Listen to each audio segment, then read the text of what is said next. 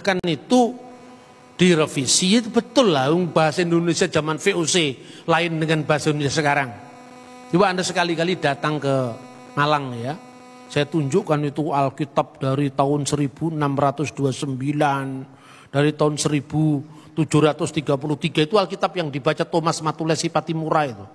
Sebelum dia melawan Belanda, dia di salah satu gereja di Saparua terbuka Mazmur yang menginspirasi perjuangan dia melawan Belanda itu ada. Nah, dalam terjemahan kuno kan dikatakan Tuhan, kok sekarang jadi Tuhan. Lupa bahasa-bahasa Melayu itu juga berkembang. Saya sering ditanya begitu tuh, kemudian ya karena bacaan saya itu kan relatif banyak ya. Jadi kalau ditanya-tanya begitu kan dari satu literatur ke literatur lain kan mudah sekali beloknya saya. Saya bilang begini, coba kamu buktikan. Kapan kata Tuhan mulai dipakai dalam bahasa Indonesia? Bingung dia. Loh.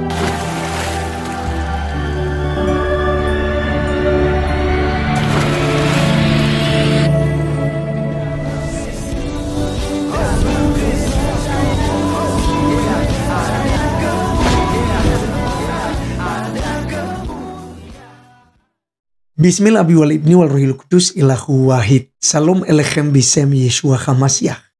Salam damai sejahtera dalam nama Tuhan Yesus Kristus untuk kita semua. Pada kesempatan kali ini teman-teman sekalian, kita akan menyaksikan ya satu penjelasan yang sangat-sangat luar biasa dari Bapak Pendeta Dr. Bambang Nursena terkait tentang penjelasan kurios ya ataupun theos, dan tentu dalam pemaknaannya di dalam bahasa Indonesia yaitu Tuhan dan Tuhan.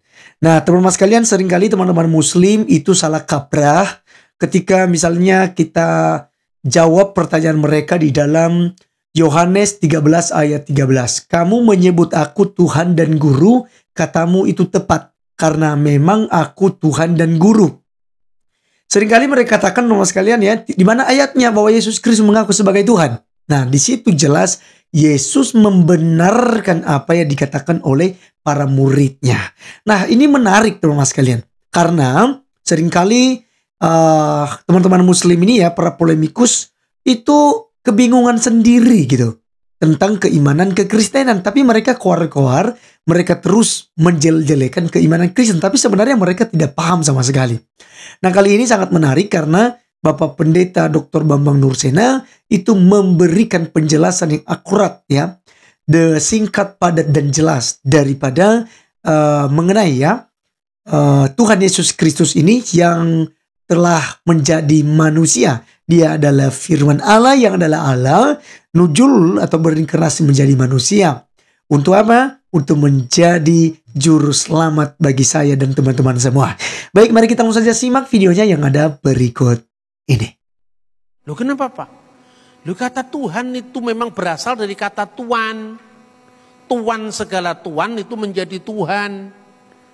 Perkembangan antara bahasa Melayu yang ada di Riau, Melayu di Semenanjung, Melayu di Kalimantan, bahasa Melayu yang dipakai di wilayah lain itu beda satu sama lain. Sampai hari ini pun beda. Makanya kalau Anda pergi ke Medan, ayo kita tengok dia. Kalau Anda ngomong tengok di sini menengok orang sakit. Tapi kalau Anda mengatakan mari kita lihat dia, hanya melihat sekilas, tidak menjenguk. Itu antara Medan dengan Jakarta aja beda. Makanya lembaga Alkitab itu harus menyatukan terjemahan yang bisa dipakai oleh seluruh pengguna bahasa Indonesia. Dulu diterjemahkan putra untuk kata Yesus sebagai putra Allah, ya. Bar di Allaha atau Ben Elohim diterjemahkan putra Allah. Bagi orang Jawa rasanya pas ya.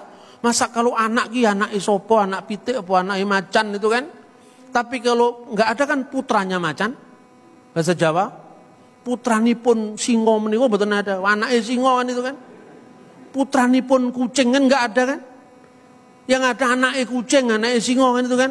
Tapi kalau putranya Denbei kan menika putranipun Denbei kan itu kan. Jadi kata putra lebih respek, lebih hormat. Tapi kalau kata putra dipakai dalam bahasa Indonesia, orang di luar Jawa tidak bisa ngerti. Pertama, kelemahan kedua, Kata putra itu berkelamin karena untuk laki-laki. Bagaimana ketika anak-anak Allah? Nggak bisa diterjemahkan. Masa putra-putri Allah? Kami putra-putri Indonesia, masa begitu?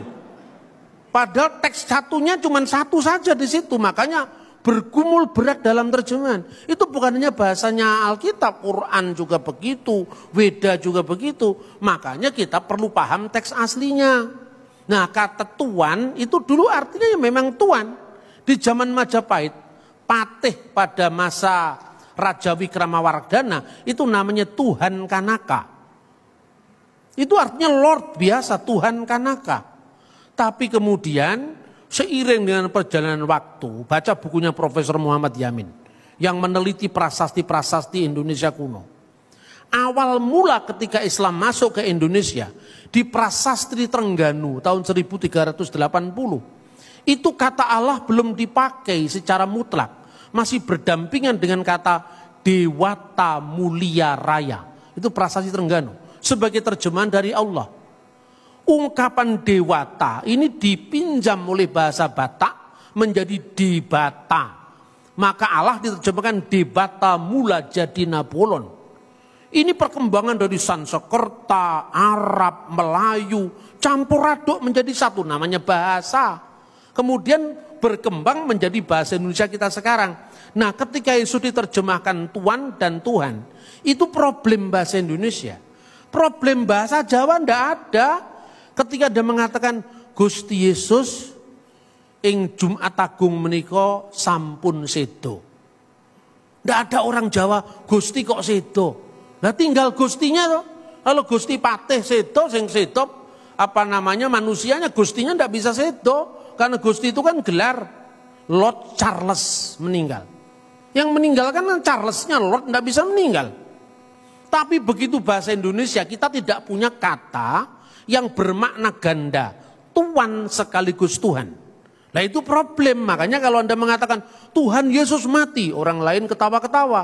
Tuhan kok mati? Tuhan yang menciptakan alam semesta kok mati? Dunia direbut setan selama 3 hari katanya gitu. Coba kalau Anda pindah jadi bahasa Inggris, pindah jadi bahasa Jawa. Tidak ada orang tanya begitu. Karena kata Gusti bermakna ganda, baik Tuan maupun Tuhan, tergantung konteksnya apa. Kalau itu Gusti dalam makna Gusti Pangeran Diponegoro, ya yang perang Diponegoro 1825 sampai 1830. Tapi kalau Gusti Allah, yaitu Allah Subhanahu wa Ta'ala dalam pandangan Islam. Tapi kalau Gusti Pangeran itu sedo, maksudnya manusianya. Tidak pernah Gusti Allah sedo gitu loh. Tapi kalau dalam bahasa Indonesia karena keterbatasan penggunaan kata Tuan dan Tuhan, maka jadi masalah. Jadi saya tegaskan, ketika Yesus disebut Allah, sama sekali tidak bicara tentang kemanusiaannya. Tapi bicara tentang firman Allah yang adalah Allah. Ketika kita bicara tentang Yesus sebagai Tuhan, itu kemanusiaannya justru yang disebut Tuhan itu. Jadi Tuhan di sini agak beda dengan pandangan dengan bahasa Indonesia umat Islam. Tiada Tuhan selain Allah, beda. Kalau dalam bahasa Arab kan la ilaha illallah, tidak ada ilah kecuali Allah. Kalau di Kristen kata Tuhan itu maknanya spesifik untuk kurios yang bermakna ganda, baik Tuan maupun Tuhan. Nah kalau dalam Islam itu terhadap konteksnya. Kalau orang Islam Jawa ketika mengatakan Gusti Allah ya Tuhan Allah. Tapi kalau Gusti Patih itu bicara manusia seperti itu. Paham saudara-saudara ya? Jadi artinya kita tidak bisa memaksakan paradigma Islam untuk melihat Kristen dan sebaliknya. Itulah awal dari kesalahpahaman. Jikalau Yesus disebut Tuhan dalam pengertian Tuan atas segala Tuan yang berdaulat. Apa itu tidak mengganggu keilahiannya? Tidak. Karena keilahiannya sudah ditegaskan, Yesus itu adalah firman Allah. Dan firman Allah itu adalah Allah. Tapi ketika menjadi manusia, perhatikan. Allah telah menjadikan dengan pasti Yesus yang kamu salibkan. Yesus yang kamu salibkan, berarti kan kemanusiaannya toh, yang bisa mati toh, sebagai Tuhan dan Kristus. Setelah kebangkitannya, dia disebut Tuan atas segala Tuan. karena kuasa baik di surga maupun di bumi telah dilimpahkan kepadaku. Tapi ketika perempuan Samaria belum mengenal identitas Yesus, pasti dia mengatakan, nenek moyang kami menyembah Tuhan di sini. Tapi nenek moyang Kurios, Tuhan, bukan Tuhan di sini. Makanya dalam lembaga Alkitab, ya Alkitab Bahasa Indonesia TB, terjemahan baru edisi 2, 1998, dari nyatalah padaku bahwa Tuhan adalah seorang nabi, sekarang sudah disempurnakan terjemahannya, nyatalah padaku bahwa Tuhanlah seorang nabi. Ini tidak mengganggu ketuhanan Yesus, karena apa? Ketika perempuan Samaria mengenal Yesus di perigi Yakub, dia belum bangkit Sang Mesias. Dia belum tahu bahwa Yesus itu bukan sekedar Tuhan, tapi Tuhan atas segala Tuhan, yaitu Tuhan. Maka ungkapan yang disampaikan Thomas ketika mengatakan Kurios mou ke hotheos mou, my Lord and my God. Lord di sini maknanya jelas, Lord of Lords, Tuhan atas segala Tuhan, dan itulah yang disebut Tuhan. Memang tidak mudah, tetapi ketika kita terus menggali kebenaran firman Tuhan, semuanya akan tuntas. Sebab siapa yang mencari pasti akan diberi. Siapa yang meminta pasti akan mendapat. Siapa yang mengetuk pintu pasti pintu dibukakan. Maka kita harus setia kepada kebenaran firman Tuhan. Tuhan memberkati kita dan firman-Nya terus melengkapi kita untuk iman percaya kita dalam mengiring Yesus Kristus Juru Selamat kita. Amin. Oke teman-teman sekalian, itulah videonya yang sudah kita saksikan bersama, dan kiranya hal ini boleh menjadi berkat bagi kita. Dan jangan lupa teman-teman sekalian untuk terus share ya video-video daripada Bang Laskar, sehingga Bang Laskar semakin semangat juga ya untuk terus bikin konten dan mengcounter keimanan kita.